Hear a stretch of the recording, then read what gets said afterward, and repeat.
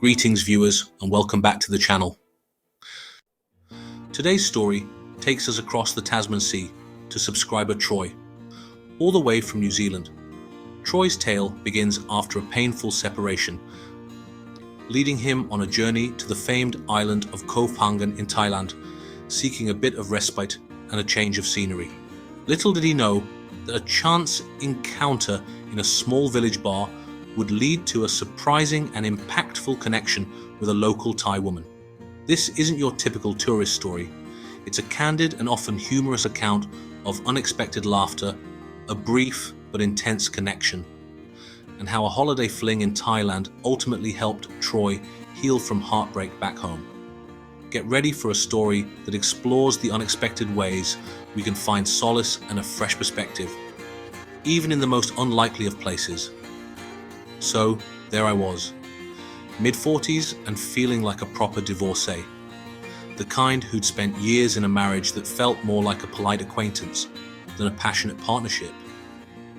The separation had been dragging on, a slow, painful bleed. And I was desperate for a change of scenery, something to kickstart me out of this rut. Koh Phangan had always sounded like a bit of a legendary place. The full moon parties were famous, sure, but I'd also heard about the chilled out vibes, the beautiful beaches. It felt like the right kind of escape. After what felt like a never-ending journey, 3 flights that left me stiff and disoriented, followed by that slightly choppy ferry ride, I finally stumbled off at Thongsala Wharf. Absolutely knackered, running on fumes, I just caved and jumped in with the first bloke who offered a cheap bungalow. Alarm bells should have rung, I suppose, but I was too tired to care. Where the bloody hell is he taking me? I remember thinking as we bounced along some bumpy back roads on his tuk-tuk. But when we finally arrived, the place was actually alright. A small basic bungalow, but clean enough, in a quiet little village about 6 kilometers north of Thongsala.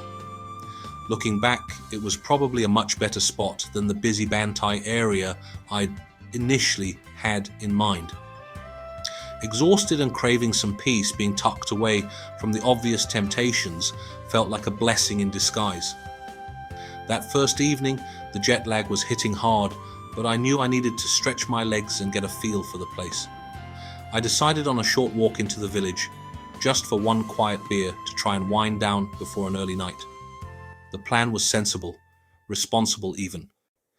I was strolling back towards my bungalow, the sounds of the jungle starting to hum as dust settled, when I heard it. A slightly slurred, "Hello, you come for the link." I looked around, half expecting a friendly local, and then, bam, there it was. A small, brightly lit girly bar, tucked away right opposite my guest house. Talk about fate having a twisted sense of humor. And then I saw her. She was perched on a stool, chatting with another girl, but it was her smile that got me. A proper cheeky, mischievous grin that hinted at a whole load of fun. And she was wearing this tight, vibrant dress that showed off her figure perfectly. Just my type. All in. The first proper Thai prostitute I'd ever knowingly met.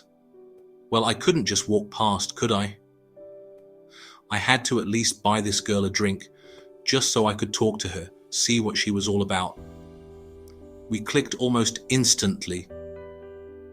There was an easy banter between us and we were both making each other laugh. She had this playful energy that was infectious. She started playfully squeezing my bicep. I do try to keep in shape, you know. And looked up at me with that grin, saying, "Ah, strong," with a cute Thai accent. Then, out of nowhere, she leaned in and kissed me on the lips. It wasn't just a peck, it was a proper, nice kiss, and I enthusiastically kissed her back. Before I knew it, she was giving me the full tongue action. Right then, in that moment, I knew I'd crossed a line. There was no going back to that quiet beer and early night. I paid the bar fine without a second thought, and we walked back to my bungalow, arm in arm. As we were heading in, I noticed a couple of decent-looking European girls staying in the same block of bungalows, and they shot us these proper, judgmental, dirty looks. Bit of a bummer, but I was too caught up in the moment to really care. The sex that night was, well, totally awesome. This girl, she just knew what she was doing, and she did it all with this incredible enthusiasm that was genuinely intoxicating. Man, I really like this chick, I thought. There's no way I'm letting her go tonight. So, after a short break, we headed back to the bar. Paid another bar fine, my wallet was starting to feel it, but what the hell. Had more drinks and then back to the bungalow for another round. And you know what? It was even better than the first. Later, I got spotted again by another one of those Euro girls who gave me an even more withering look this time. I was a little nervous about actually sleeping with her, worried about getting ripped off or something. But she was surprisingly okay.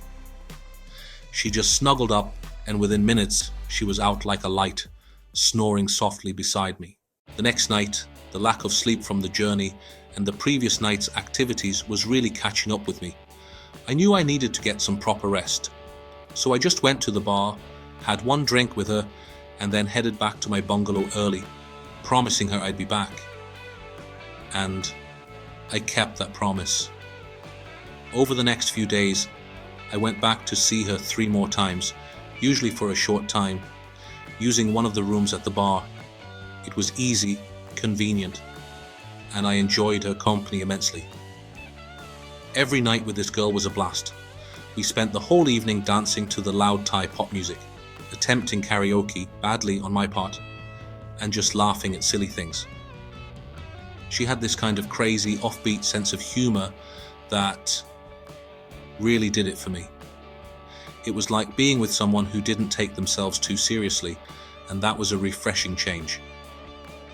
I didn't really hang around with her during the day. I was still doing the tourist thing, exploring the island on my own. But I did kind of wish I'd spent a day riding around on the back of her scooter, seeing the island through her eyes. She even mentioned a couple of times wanting me to take her back home to New Zealand with me. A crazy thought, I know. I'm not stupid. I know that falling for a bar girl is generally a bad idea, a path that leads to nothing but trouble and an empty wallet. But man, I was close to it with this one. There was something genuine about her, a spark that I hadn't felt in years. This girl was genuinely awesome. But in the end, the voice of reason, the little bit of common sense I had left, finally prevailed. I knew this couldn't last, that it was likely just a holiday romance fueled by hormones and Chang beer. So, I said my goodbyes, probably a bit awkwardly, and moved to another part of the island, seeking out those quieter beaches I'd originally come for. I did check out a few other girly bars in the new area, just out of curiosity, but I didn't find anyone who came close to her. I did end up going with another girl for a short time, but she was pretty lackluster. Not horrible, just a bit giggly and, well, stupid, and didn't really seem that into it. It just wasn't the same. But here's the thing, the real point of my story. I came home from that trip completely cured of the marriage breakup blues. That lingering sadness, that constant replay of what went wrong. It was gone. I hardly even thought about my ex-wife anymore. Instead, my mind would just drift back to those fun-filled nights with my beautiful Thai girl, her infectious laughter, her cheeky grin. If I ever bump into the new bloke my ex is with, I'll probably shake his hand and genuinely thank him for setting me free.